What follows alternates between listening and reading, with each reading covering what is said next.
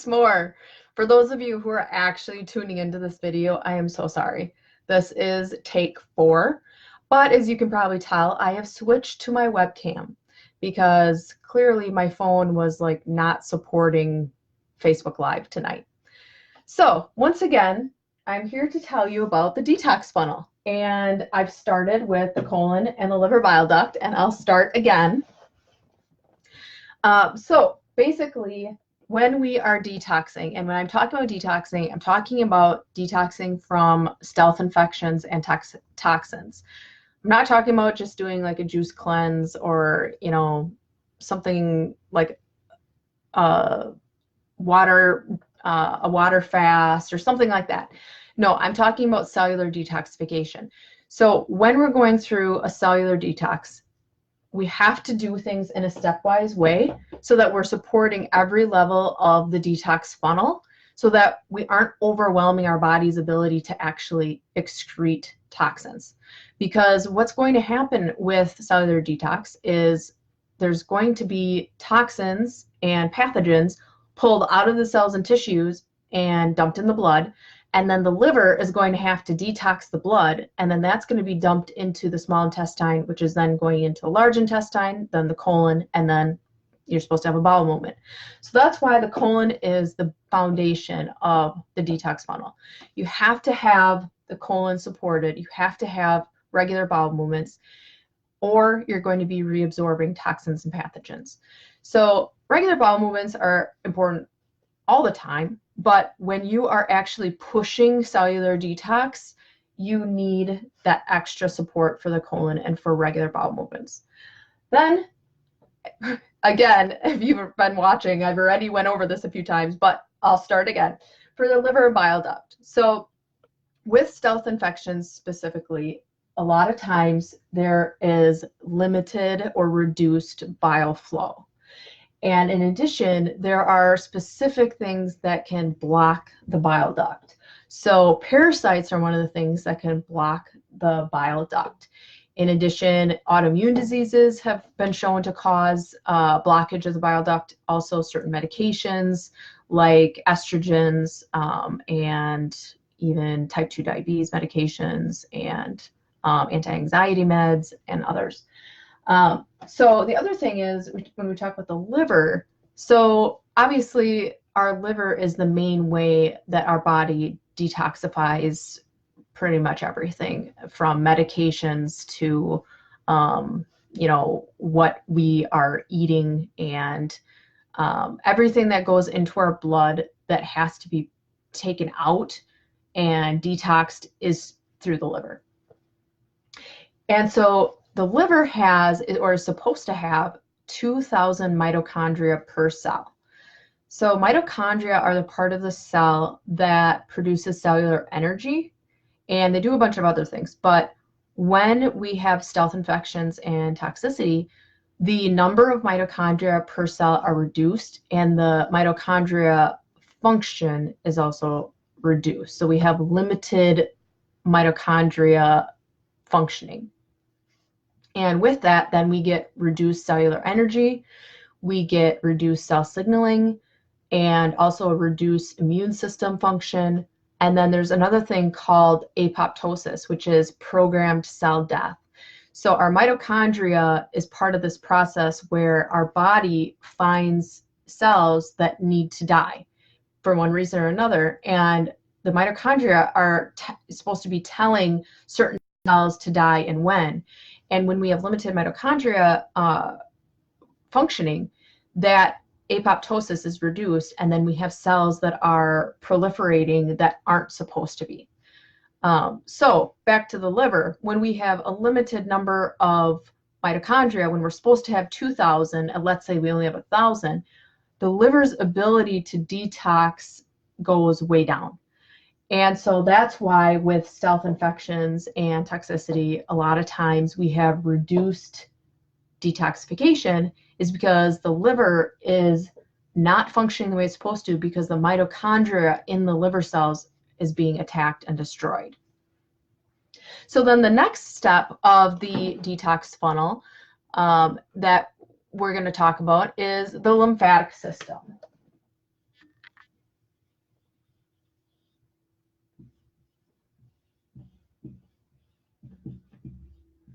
And I was saying earlier, I'm terrible at writing and talking at the same time. So I apologize if when I'm writing, that's all I'm doing. Apparently I can't multitask. And one other thing I want to mention about the liver and bile duct, when the liver and bile duct is being, blocked or backed up or not supported, what can happen then, or what does happen actually, is this gets backed up into the blood. And then that backs up into the skin, brain, kidneys, and then you could also write the heart.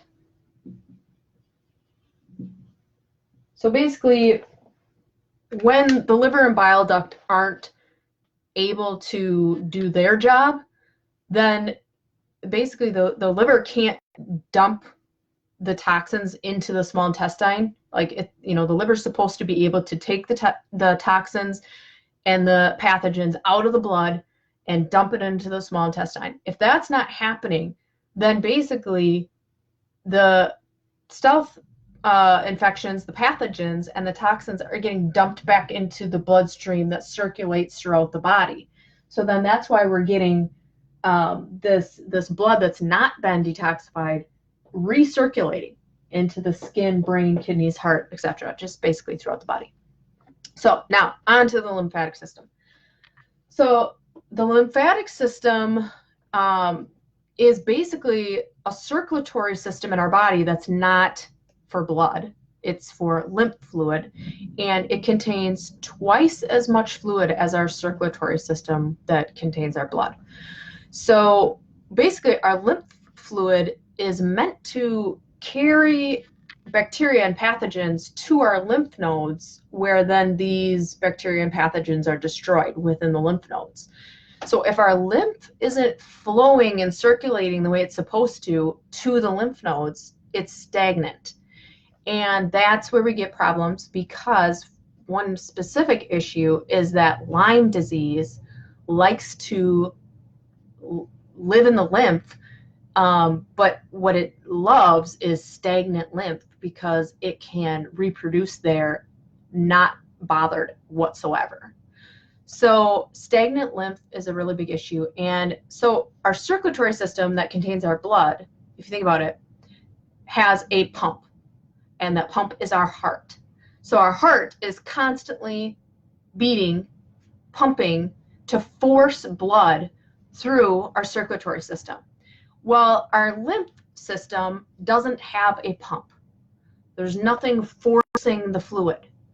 The things that are supposed to move our lymph are our muscles and our breathing. So if we aren't moving at all, if we're not getting any movement throughout the day, and if we are breathing really shallow because we're basically like in little hibernation modes, and we're just only breathing with a very small amount of our lung capacity, our lymph is basically just sitting and not circulating throughout our body pretty much whatsoever. So that's why, deep breathing can help with lymph circulation, and obviously so can movement, exercise, moving your muscles. You can do what's called dry brushing to manually stimulate lymph flow, and just, look it up on the internet. Dry brushing is the name of it, and it's just a brush that you buy. It's literally a dry brush, and there's a certain way that you want to do it, because you want to push the lymph towards the lymph nodes. So obviously there are certain places where you have lymph nodes, so you want to push the lymph in the direction of the lymph nodes. Okay, so I think that's everything I want to say about that. Let me make sure that I'm not skipping anything. Yes, so next we're going to organs and tissues. And I see that my funnel got a little wonky here. Organs and tissues. Okay, so I think you're seeing a little bit of theme here. I need to erase this because otherwise my funnel isn't going to look right. I'm a little bit of a perfectionist. It's kind of a blessing and a curse. Yeah, so organs and tissues. So a lot of times our body is holding on to toxins and stealth infections within organs, tissues, and cells. Pathogens specifically are smart. They don't want to live in our bloodstream for long because in our bloodstream is also our immune system. So it's, obviously smart for these pathogens to quickly get out of the bloodstream and into the organs, tissues, and cells. So that's why you can have Lyme disease, for instance, and not test positive because it's not circulating in your blood anymore. The same goes for, parasites. Parasites love to live in tissues and cells, and it's pretty, I shouldn't say rare, but if you've been tested for parasites through a stool sample and you tested negative, that does not mean that you don't have parasites. It just means that in that stool sample, there were no parasites. So the same thing goes for when you have a blood test. That is a moment in time that they've taken a sample of your blood. And that, I get a little, that I'm off on a tangent, but I get a little frustrated with the modern medical model where, we do this little snippet of a person and then we say, oh, nope, you don't have this, that, or the other thing because you tested negative. So even though the person can be showing every symptom, like every classic symptom, I digress.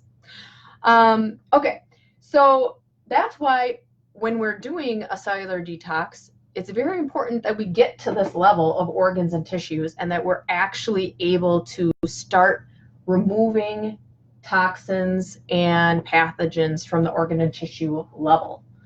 Babesia specifically, which is a Lyme co-infection, a parasite, loves to live in red blood cells. So if you think about it, when you have a person who has, anemia per se, are they being tested for Babesia? Probably not. And, when you have anemia, you're going to have pretty severe fatigue.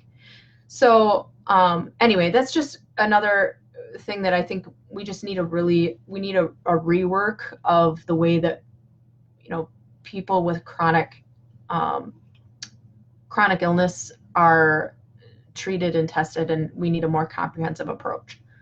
Anyway, so the next level, which is this blue or black? Well, whatever.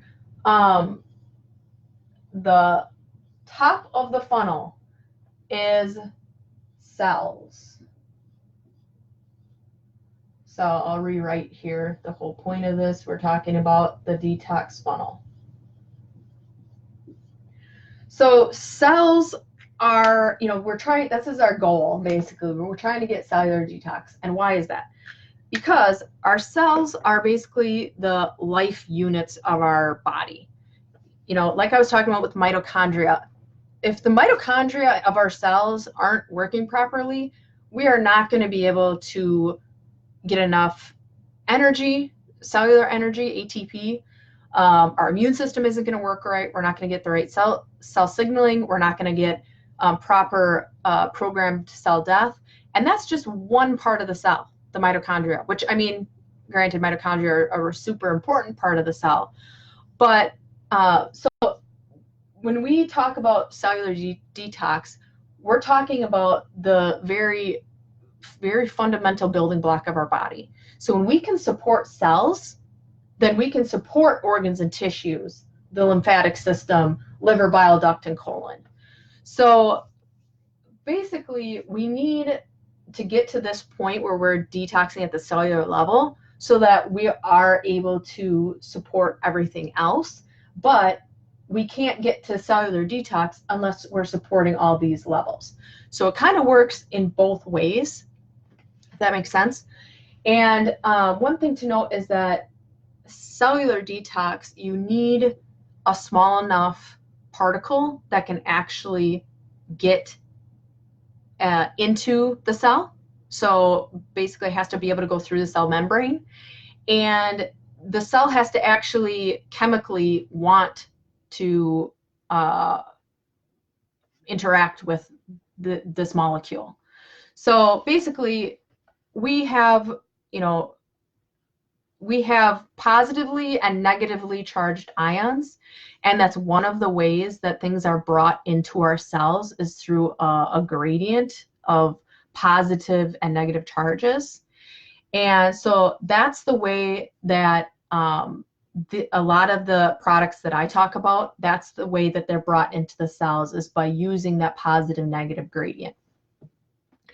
So one of the other things that I wanted to mention is that this weekend, my husband and I are going to be starting our cellular detox.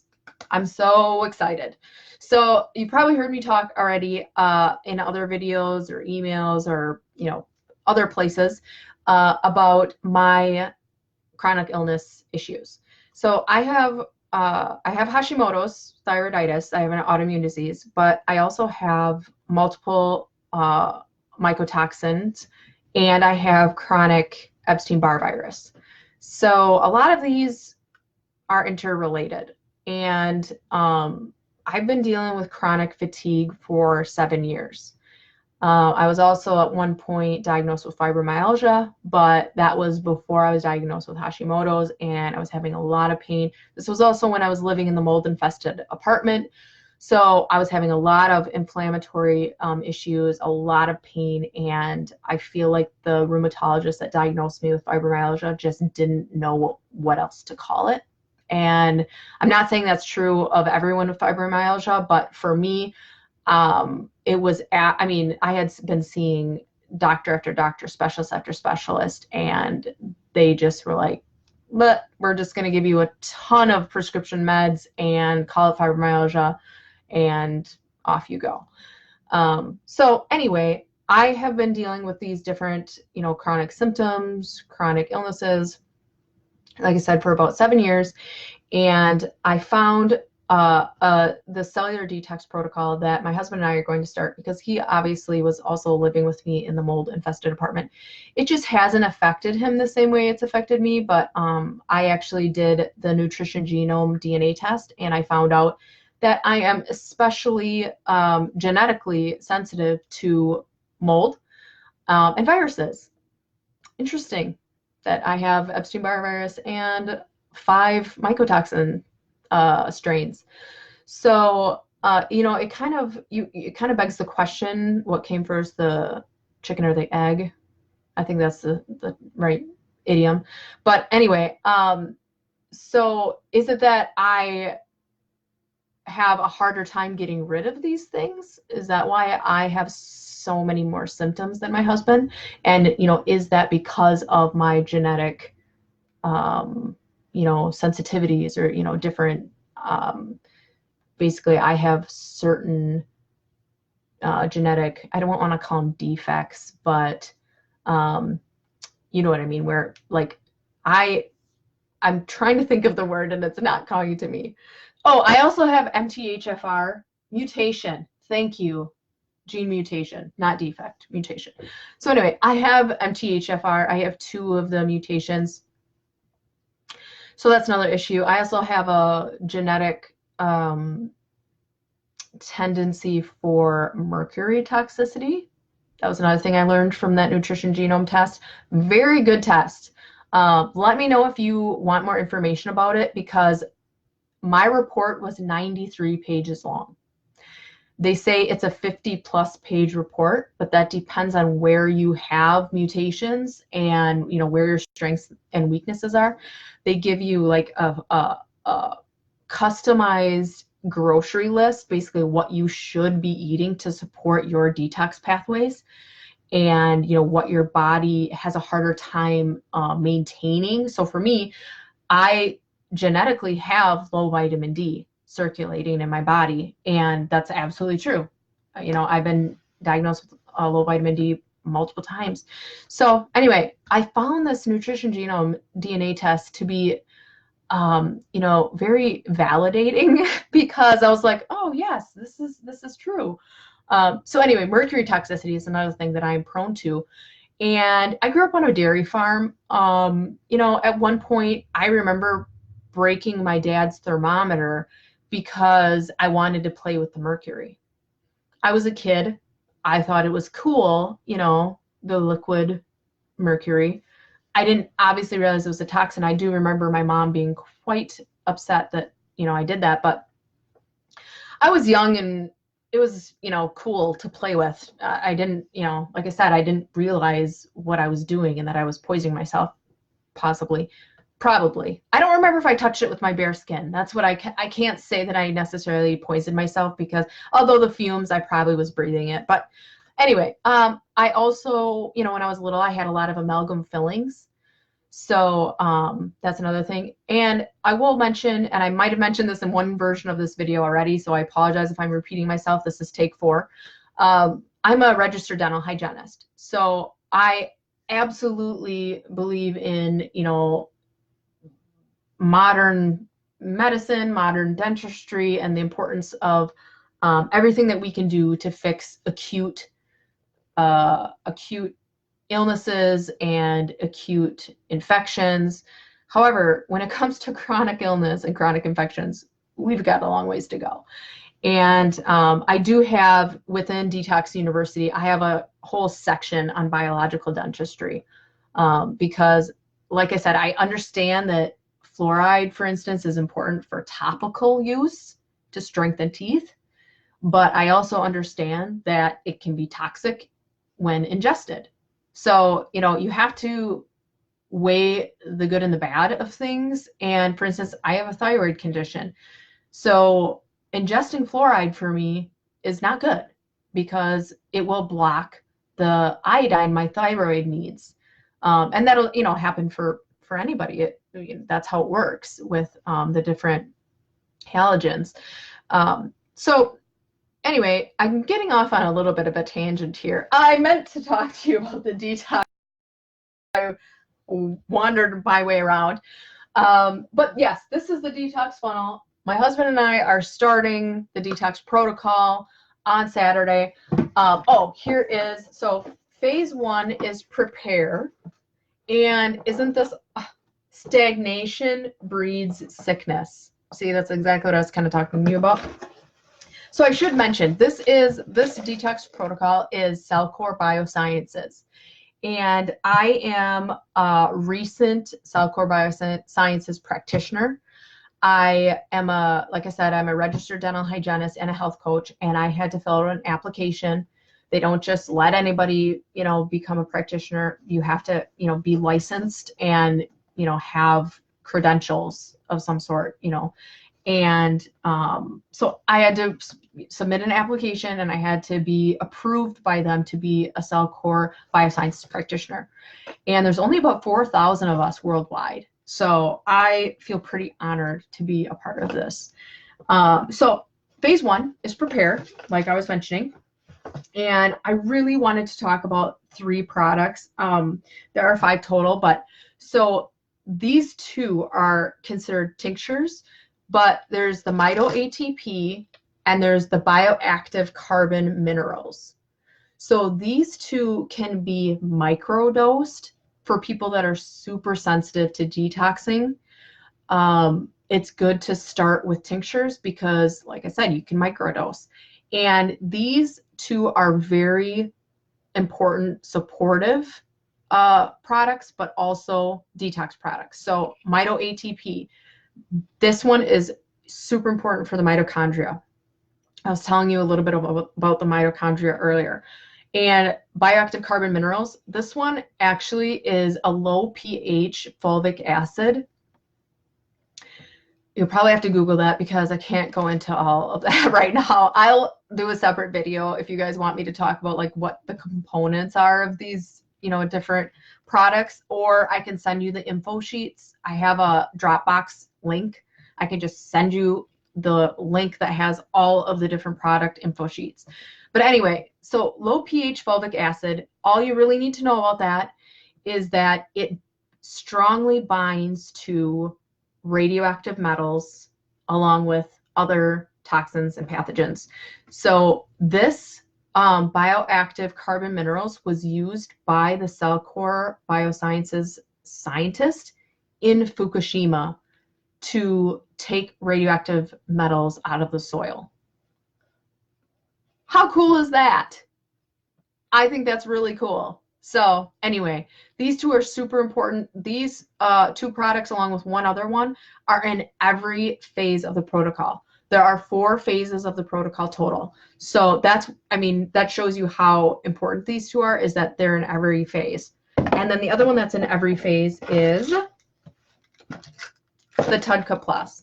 So remember when I was talking to you about the liver and bile duct and how important that is? That's where TUDCA comes in, because TUDCA is a bile stimulator. So you'll get improved bile flow and improved bile quality. And it's also, I mean, the TUDCA is amazing what it does for the liver. It's protective for the liver. It blocks viruses. So TUDCA will actually block influenza A and RSV from being able to enter your cell. How amazing is that? So viruses have to be able to enter our cells in order to replicate. That's how viruses reproduce, is they basically get into our cell and they take over our cell mechanisms because they can't do it themselves. So if we have a way to block a virus from getting into the cell, basically we're not allowing that virus to proliferate within our body. So anyway, this is another one. So these 3 are in every phase of the protocol because they're that awesome. TUDCA is one of the newer products. Again, there's so much more to it. I just don't want this video to go on for a millennia. So if you want more information, I have the info sheets. I have a link. I can just send that out to you. So then the 2 other ones, bowel mover. So this is what I was talking about. Supporting the colon, super important. You have to be able to have regular bowel movements. And this bowel mover is not a laxative.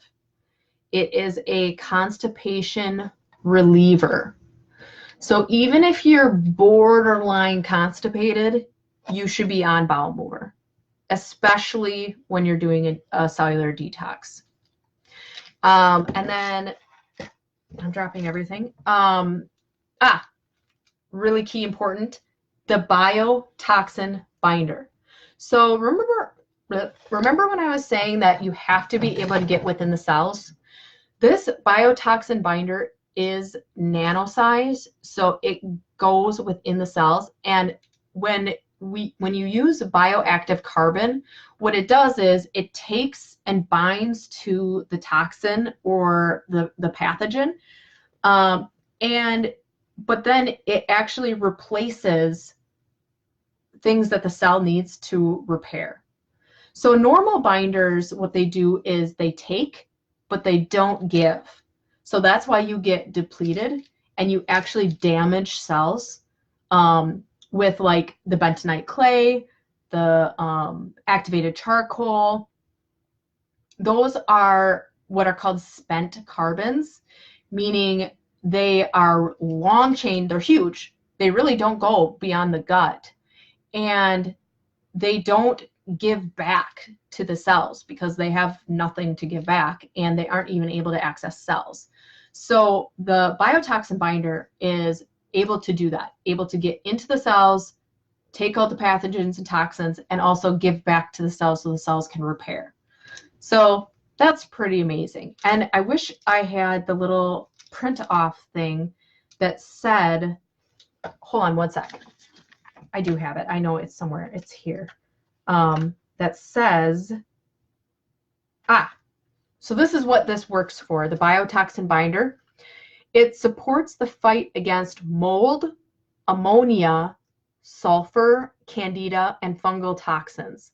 It's also beneficial for supporting the removal of bacterial and viral byproducts and aids in balancing the microbiome for optimal gut health. And if you've ever heard me talk about anything, I prattle on about gut health all the time. So anyway, this is phase 1 of the protocol. These 5 glorious products. And my husband and I are starting this weekend. I'm super excited. We've already been taking most of these products because we were kind of trying to see, well, I personally was trying to see my tolerance level because like I had mentioned, I don't know if it was in this video or in my previous version, but my doctor recommended that I take bentonite clay with glutathione to get rid of my mycotoxins. Horrible.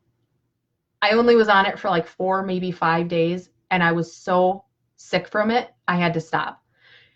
It set me on a tailspin. I had the worst autoimmune flare that I've had in years, probably 5 years, probably since when I was living in the mold infested apartment.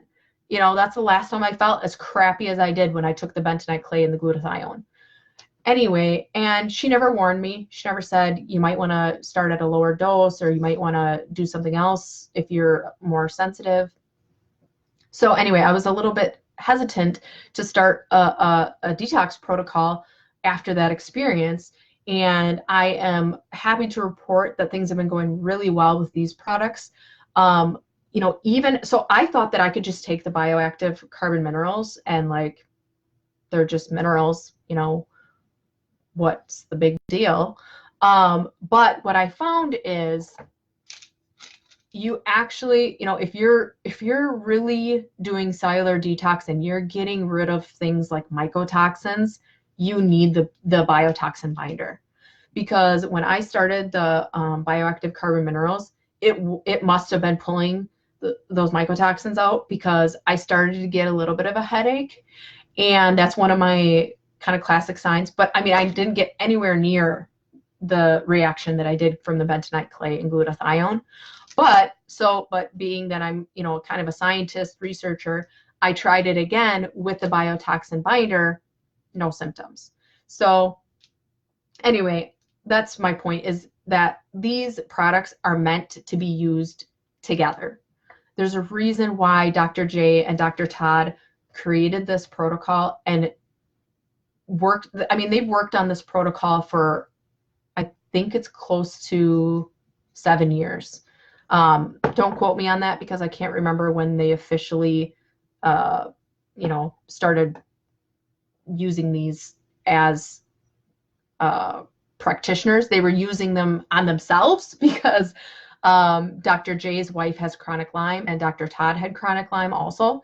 And so they were using these products before they were using them even on their clients. Anyway, so they've been tweaking this protocol, like I said, for let's say 5 to 7 years, just so I'm not overselling it. And then the other thing I wanted to mention is I go into this information and so much more in my webinar, What's Living Inside You. And I did share that link, but I'll share it again within this video description. I don't know where it's going to be, but you know where to look. I will put the link for that webinar, What's Living Inside You. It's 38 minutes long. I tried to keep it short, sweet, and to the point, and I edited the crap out of it so that you don't have to hear me making breathing noises or saying It's very succinct and jam-packed. And a little side note, if you do watch the webinar, you will get the Candida self-test questionnaire download right within the webinar, and you will also get a discount code, a super secret discount code, but it's only good through Black Friday. So I do highly recommend that you watch my webinar. I have a lot of really good information in there. And if you enjoyed this little spiel, my webinar is so much better. I promise you. This is very low budget compared to my webinar. And then, yes, I will also share more information, obviously, on my page as I go through the full protocol. I will be reporting, you know, how things are going for me and my husband. He tolerates everything better than I do. So generally, I'll probably just tell you how I'm doing because he does very well with things. Lucky guy has obviously has pretty good detox pathways and, not as many genetic issues as I have. So message me, comment on here if you want any of the information that I talked about, if you want more info, and I will for sure put the webinar link somewhere where you can find it so you can find out more information about what's living inside you. Thanks for tuning in, and I hope you all have a great Monday evening. Bye.